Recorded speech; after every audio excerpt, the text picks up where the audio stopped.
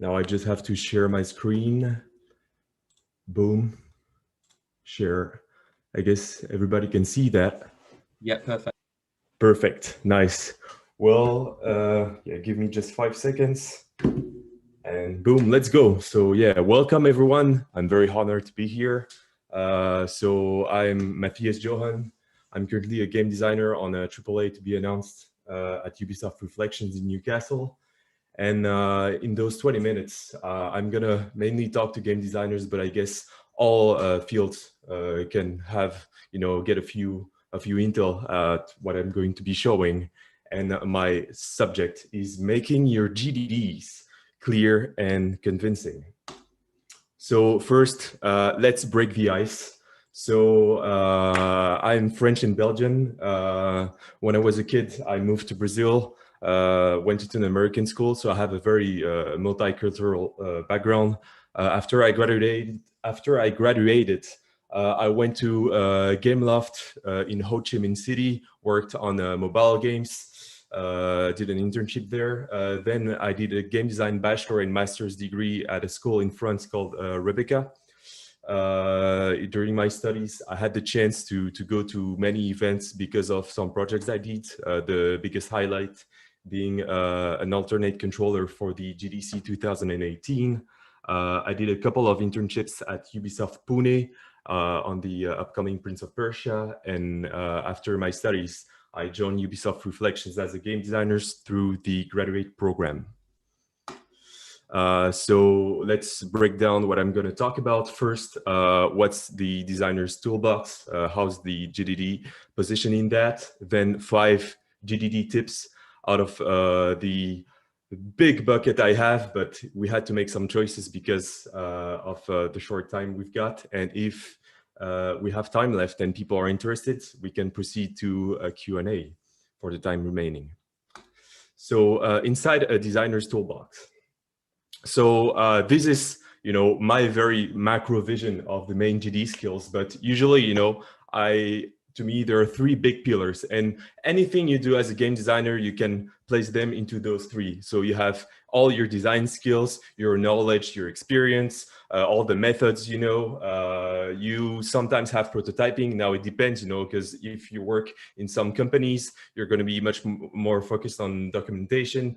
Maybe if you're on smaller projects, you're going to be very technical as well. So it really depends. So prototyping is optional. And then you have communication. And to me, communication as a game designer is the biggest skill. No matter what communication type it is, you need to be highly communicative, because it's how you show the design to the rest of the team. If you're a great designer, you have good methods, good knowledge, etc., but you don't know how to talk to the rest of the team, then your work is pointless. So to me, it's the thing you need to improve. You have different types of written communication, oral communication. In written communication, of course, you have chats, which, it's great to quickly reach the team, schedule meetings, answer, questions quickly. Then you have emails, which is good to archive some discussions, speak on, specific topics, or, really, define some decisions. And then you have GDDs, which are, any type of document that details a design in several aspects. You have so many types, of game design documents that I'm not going to go into. And they can be a bit more high level or very technical. And this is where you will shine as a game designer, usually in a AAA studio. So why polishing your GDD? First, because it's for your credibility. Once gameplay documentation is set and updated, stakeholders from other departments, no matter, artists, UI, programmers, sound designers, they will be more likely to refer to it. It's also a problem-solving tool to you, because there isn't a perfect GDD form for all projects and all its aspects. But once you have a template, and you have some routines, some tools inside of your GDD, you can use those to anticipate design solutions. But the most important one to me is to make your profile attractive. Of course, when as a student, you're going to be maybe asked to you're going to have some tests where you need to do some documents. You're going to have your portfolio you need to fill in. and you know, any role in general, but even more, you know, the game designers, they will look at how you present your stuff, you document your stuff. And if you're serious about your GDDs, then people are going to think more likely that you're serious as a game designer. So that's, to me, the most important, you know, reason why you need to have really good GDDs. So I'm going to have 5 GDD tips. You know, some of them are very obvious, some are less. I just picked 5 of my favorites, and let's go. So the first one is justify. So very obvious. So always starts with intentions. So at the start of your document, you know, always, you know, make mention you know, what the pillars were from the creative direction, and those intentions, they can come in many forms. It really depends on the type of project, the process, you know, the duration of the project. Sometimes they refer to as core pillars. Or sometimes it's even a concept art. I've seen that on a AA beat them all, where, you know, you just see an illustration of the game, a concept art, and people are going to refer to that to be like, okay, this is where we're going at, and all the design decisions need to, you know, go more toward that picture. It can be the fantasy of incarnating someone, you know, for example, I don't know, you're in Halo, your fantasy is to incarnate a super soldier who's gonna, you know, break down some aliens. So it's just like a little sentence, which is really, you know, giving so many images, you know, in the mind of people. Or it can be a motto. The best example of that, for example, is in Assassin's Creed, the first one. You know, it was a blade in the crowd, you know, just with this single little sentence. It's so powerful because through every word, you directly have, you know, hints at what the gameplay is going to be. You know, if you hear the crowd, you like, okay, so there's going to be a lot of social theft components, a blade. Okay, so it's going to be about, you know, assassination. And, you know, just those little sentences as well can work as core pillars. So always ensure your design choices encourage them. You know, you can even, you know, make a sum up where, for example, you break down those core pillars or intentions, and then you say, okay, this mechanic is, you know, pushing forward this pillar, this mechanic is pushing forward this pillar. And why I always emphasize on, you know, start with intentions is because when you're going to discuss with people, you know, and you're going to, you know, bring them back to the intentions, you know, it's always going to make sense. It's also going to please the direction. If you're interested by the subject, I encourage you to watch a DDC talk from Doom. It's called Embracing Push Forward Combat, where they explain, you know, how they had this intention of push forward combat and how, you know, they define those mechanics, you know, to fit with that pillar. So the second one is tell a story. Now, when I say tell a story, I'm not saying steal the narratives designer's job. I'm saying as a game designer, tell a story with the gameplay actions. So you have what we call a player's journey. Of course, you have game loops, diagrams, spreadsheets, you know, references, all those visual, you know, elements that you add in your GDDs. You know, they're very helpful, but, you know, there's also one which I love, which is called the player journey, which adds a lot of flavor, you know, and engagement with kind of a story which illustrates your gameplay, where you can basically mention all the mechanics you're using and why they're helping you. The best way to do this, in my opinion, is to do kind of a diagram with just steps. You know, every box is a step, and inside you've got a short sentence, and you use the first persons, like, yeah, so I'm here, you know, I need to jump here because there's an enemy here, but I'm low health. I'm gonna get in the cover, and then I'm gonna flank him from this side, and I'm going to use this mechanic. It's really to showcase your gameplay. And you know, the peak of the player's journey is when you create this what I call the memorable moment. Memorable moment is something that you know, players are going to remember, and that you're going to, you know, to reproduce, you know, as part of your experience. And you know, I'm sure that for so many of us, you know, game lovers, you know, there are so many titles where you can, you know, remember those scenes. I don't know, for example, in Uncharted 4, you know, that series with the chase with the Jeep, you know, where you're behind with a grappling hook and shooting around. So that's very, that's what you need to create that memorable moment. Don't hesitate to create some flavor. There are also, the player journey can also be used for more low levels needs, such as testing. For example, when I was working on a Prince of Persia, it's a very linear game. So it was kind of handy also for example, level designers, programmers to check what were the player's actions step by step. So what you can do is use the third person and just say, Prince jumps from this platform to the ledge. Then Prince performs, a role, etc. So that's a kind of an alternative use to the player journey, but it's also quite handy. But in both cases, I think this is always useful to have a player journey whenever you showcase a feature, a mechanic, a system in one of your GDDs. Third tip: take the odds off. So you're gonna see where I'm coming. So use simple present tense. So oral communication is a whole different topic, because as a game designers, of course you're going to design gameplay, and when you design gameplay, there's so many other departments who are involved directly with what you're going to design, and what you're going to design gameplay wise. It's going to impact the animations, I don't know, the UI, the programming, the controls, etc. So you need to be careful when you talk to people, because as game designers, you are not the creative director, you're not a producer, you're not here to check the other people's tasks. You're not here to give orders. So, when you're talking orally, you should, suggest, recommend, maybe we should do this, always, speak theoretically. But now, on paper, it's a different world. In your GDD, it's your world, and you have to make yourself as convincing as possible. So banish any type of would, could, should.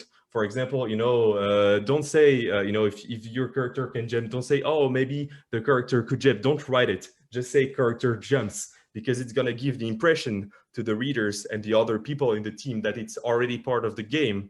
It's going to make it more tangible, and it's also going to make it, simply, you're also going to have, shorter sentence.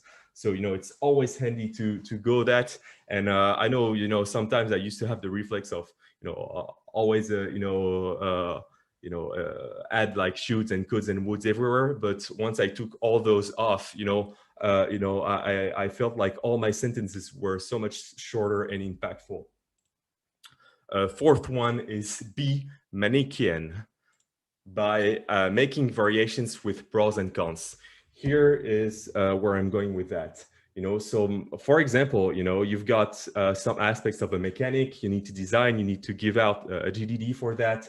It can be a system, and sometimes it's unclear, whether, sometimes you're not sure about what you're doing actually, or maybe that's also what usually happens. You have other stakeholders. I don't know, maybe an artist, maybe a UX person, maybe a programmer. They all come with suggestions, and you should embrace those suggestions. Don't be like, no, this is my design. Only I have the ideas. As a game designer, your job is not to find out all the ideas. It's to find the best idea, which is going to be the solution to the problem you have.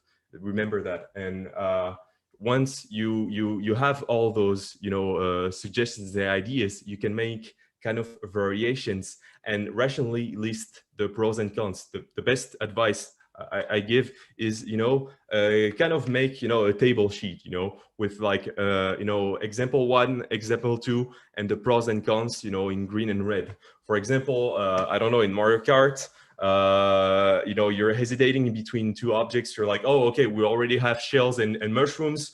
Yeah, we need another offensive item. What can we have? We have the banana or the knife.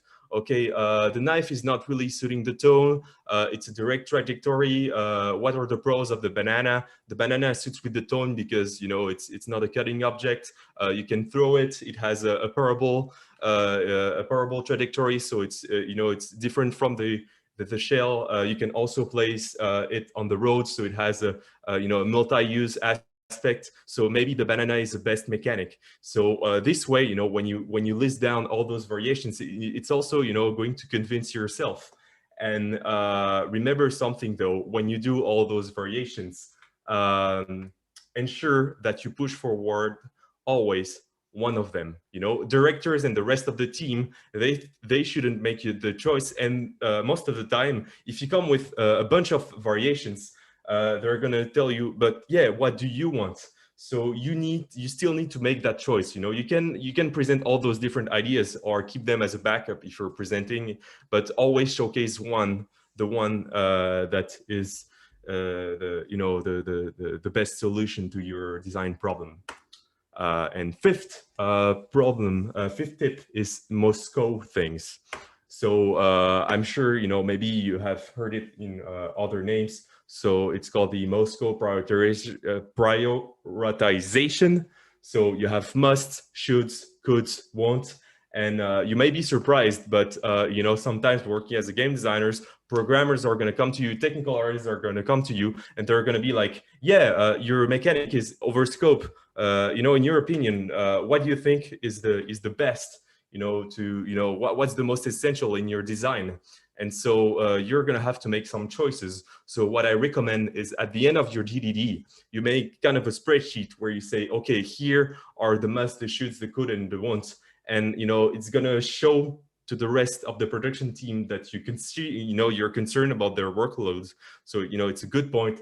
And it's also going to help you identifying what is essential, you know, what your game is really about. And sometimes it's also great to simplify your concept to really stick to the essential. And if you have a target experience and that in less mechanics, you know, less far-fetched aspect, you know, you can kind of reduce it and make it more powerful, simpler. It's also, you know, very well received by the rest of the team and even the players. So thank you very much. 18 minutes, that's not too bad. So yeah, part 3, I guess we have some time left for the Q&A. So I'd be very happy to answer any question regarding GDDs, game designer, you know, in general, or any advices I can give. Yeah, I'm happy to answer. Yeah, awesome. Honestly, thank you so much for that. Really appreciate you taking the time out. That was excellent. We've got a few questions in the Q&A. I'm just going to kind of filter through them now. So first question, do you know of any GDD templates that the students or anyone can access, or is this something that they have to kind of build out themselves? Good question. So usually, I'm gonna be honest, the companies, they don't share that kind of stuff. You can find some GDDs on the internet, but I highly recommend to not look at the one who is on Wikipedia, which is very, very old, which is like 25 years old. So I suggest you kind of make your own at first. If you want, maybe I could share some templates I have for my project, but remember though that, you know, any project needs a different GDD. So whoever in the Q&A, I'm gonna stop sharing my screen. Maybe it's gonna be helpful. Yeah, whoever in the Q&A, they may reach me afterwards, Awesome. and I'm gonna give them some links for some reference. Awesome. All right, cool. It says, we've got another one. It says, do you use and link different design documents, for example, GDD, ADD, etc.? What do if I use what different names or Do you link the different design documents? together? You mean? Yeah. Oh yeah, of course. Like to me, it really depends on the project. If you're doing a game jam or, you know, a short project which lasts only you know, 1 week, obviously you don't have time to set that up in place. But the most effective way is making a wiki. Confluence is, you know, to me the best example. You have a free version as a student. You know, if I was a game design student and I wanted to shine, what I would do, what I did also in the past was, you know, trying the free version. If you're only if you're less than 10 users, you can get it for free. And it's kind of a wiki where you have pages and sub-pages. And I highly recommend to always, you know, link and hyperlink, you know, mention any aspects, you know, of your GDD. And the other thing I recommend is to make them as short as possible, you know, regarding a specific you know, mechanic. Don't try to make GDDs who are too long, because people are not going to want to read it, because they usually want to access information. Yeah. Awesome. I mean, you kind of just answered one question then, because someone, how long should they be? Yeah. And then there was another question, which was, do you think they'd be useful during game jams? But I mean, you kind of touched on both of those things there. Oh, so during game jams, the documentation, the only documentation I advise is a high-level concept, which lasts about 1 page, where you clearly say, okay, we have those intentions, maybe the pitch, the conditions of victory, conditions of defeat, you know, maybe one mechanic or the two mechanics, and then what I'd advise, maybe in a different document, is just a list with all the assets that we're going to need for the sign-in feedback, but nothing more. You shouldn't do diagrams. You shouldn't do, you know, big variations with pros and cons. You know, as a game jam, you really need to stick to prototyping. Yeah. Short period of time you need to make that game. Makes sense. Awesome. Okay, well, look, there's a few more questions in the Q&A, but we're going to take a quick 8-minute break now. So we've actually got Luke Gibson from the Tonic Games Group up next to give his talk, but that will be kicking off at 11 a.m. So if everyone wants to go and get a drink, a cup of tea, a cup of coffee, whatever your liquid is, and then we'll be back on at 11 a.m. But thank you very much, and thank you again for giving that talk. That was really appreciative. Thanks a lot. It's a pleasure.